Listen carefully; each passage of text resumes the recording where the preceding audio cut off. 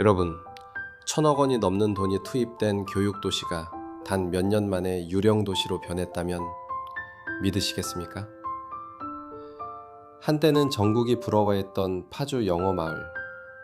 파주 영어마을은 2006년 4월 3일에 공식 개원을 했고, 공사는 2004년 10월에 시작이 되어 약 1년 8개월 만에 완성이 되었지요. 그러나 지금은 아이들이 사라지고 건물만 남아 있습니다. 유럽풍의 화려한 건물, 특히 영국의 고딕 양식과 프랑스, 독일, 이탈리아 등 서유럽 도시 건축을 본떠 설계된 건물. 광활한 부지, 약 28만 제곱미터 규모의 넓은 땅. 하지만 그 안에는 아무도 없습니다. 1,000억 원이라는 숫자와 텅 비어버린 현재의 모습.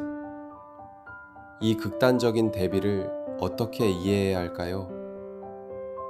정말 우리는 이 실패에서 교훈을 얻을 수 있을까요?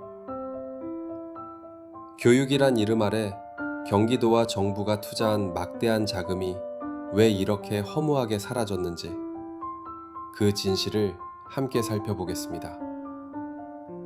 안녕하세요. 전국에 계신 큰돌TV 시청자 여러분.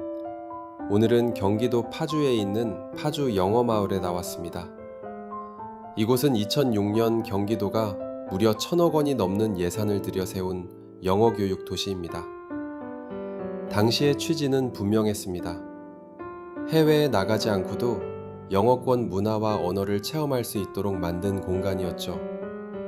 시청, 경찰서, 은행, 우체국, 병원, 학습관, 숙소까지 무려 49개의 건물이 각각의 역할을 맡으며 실제 도시처럼 운영되도록 설계되었습니다.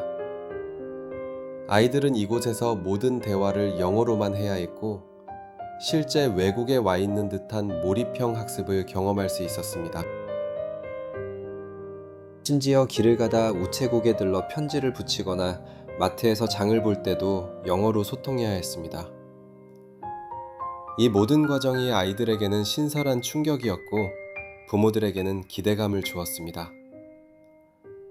처음에는 마치 꿈의 교육 도시처럼 보였고 전국적인 관심과 기대를 한몸에 받았습니다.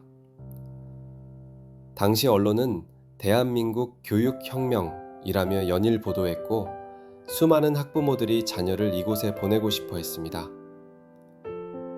하지만 시간이 지나면서 운영은 흔들리기 시작했습니다. 교육 내용보다 막대한 유지비가 더 큰 문제가 되었고 아이들의 발걸음은 점점 줄어들었습니다. 시설은 웅장했지만 그 속을 채울 알찬 프로그램과 지속 가능한 운영 전략이 부족했습니다. 행정은 보여주기식에 그쳤고 결국 수익 구조를 만들지 못했습니다. 그리고 코로나 이후에는 적자가 눈덩이처럼 불어나면서 결국 파주시가 직접 운영을 맡게 되었습니다. 지자체 입장에서는 어쩔 수 없는 선택이었지만 그만큼 더 큰 재정 부담이 생긴 겁니다. 현재 이곳은 이름을 바꾸어 경기 미래교육 파주 캠퍼스로 불리고 있지만 사실상 텅 빈 채 운영되고 있습니다. 거리에는 아이들이 보이지 않고 건물들은 제 역할을 하지 못한 채 남아 있습니다. 관광객 몇 명이 흥미 차원에서 들르는 정도에 그치고 있죠. 더 충격적인 사실은 이런 영어마을이 전국에 무려 28개나 만들어졌다는 겁니다.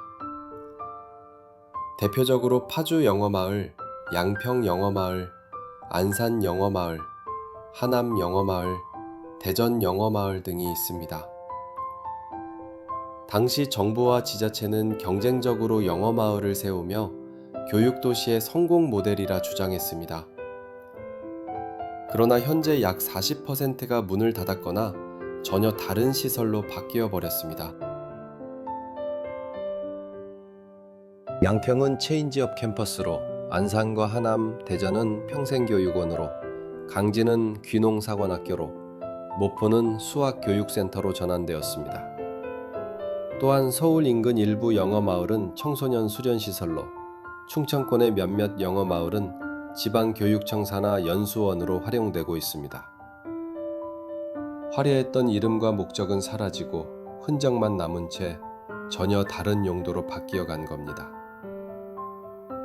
한때는 교육혁명이라 불리던 곳들이 지금은 혈세만 낭비한 애물단지로 남은 겁니다. 전문가들은 실패의 원인을 교육 철학 없이 건물부터 세운 것이라고 지적합니다. 본질적인 교육 프로그램과 운영 전략이 없는 상태에서 건물만 화려하게 세워놓았기 때문에 결국 지속 가능하지 못했던 겁니다. 당시 영어 교육 열풍의 편승에 보여주기식으로 지어진 건축물들, 목적을 잃은 채 유지비만 삼킨 결과가 된 겁니다. 지금은 영어 마을이라는 이름조차 사라졌습니다. 그러나 화려한 건물과 광활한 부지는 그대로 남아 있습니다. 문제는 사람이 없다는 거죠. 이 건물들은 오늘날 교육 실패의 상징으로 불리며 지역 주민조차 잘 찾지 않는 장소가 되어버렸습니다. 저희 큰돌TV는 단순히 과거의 실패를 비판하기 위해 이곳을 찾은 것이 아닙니다. 중요한 건 이런 사례가 지금도 반복되고 있다는 사실입니다.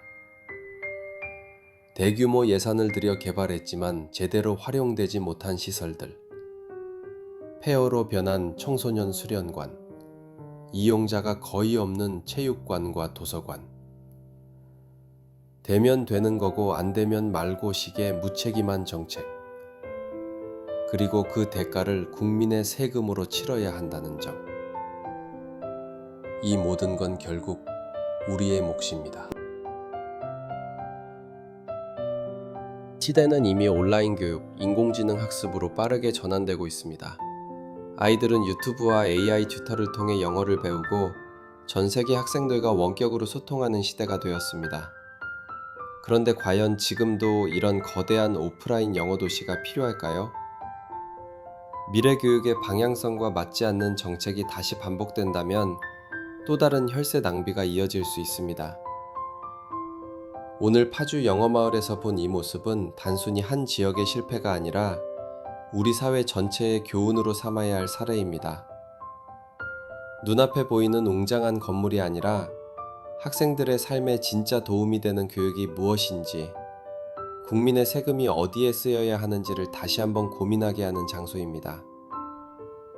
전국에 계신 큰돌TV 가족 여러분, 오늘 영상이 유익했다고 생각하시면 구독, 좋아요, 댓글로 응원 부탁드릴게요. 큰돌TV는 다음 영상에서도 더 깊이 있는 정보를 전달드릴 수 있는 이야기로 찾아뵙겠습니다. 감사합니다.